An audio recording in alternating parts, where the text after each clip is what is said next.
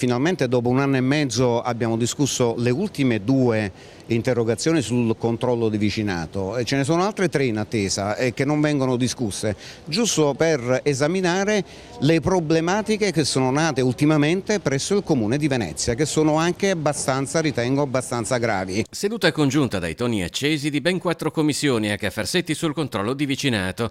Anche chi non ne fa parte se ne sarà accorto. I cartelli che segnalano questo genere di servizio spontaneo dei residenti stanno cambiando.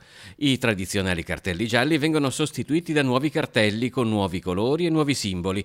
Tra chi chiede chiarezza su questa scelta, i consiglieri del gruppo misto Serena e Scarpa. Il Comune ha voluto creare, un'associazione dove i cittadini devono risponderne al Comune. Difatti io ho sollevato il problema che poiché l'attività fuori è di 24 ore, cioè questi cittadini eventualmente come si vanno a interfacciare con gli uffici comunali che non sono aperti H24? Per comprendere il perché di una decisione che definisce unica sul territorio nazionale, anche il presidente nazionale dell'Associazione Controllo di Vicinato, un'associazione presente in 450 comuni italiani. Ci sono tante associazioni al giorno d'oggi, noi siamo stati i primi, però ce ne sono tante altre che si sono aggiunte, ben vengano, noi siamo felici. Questa è una filosofia di vita, ripeto.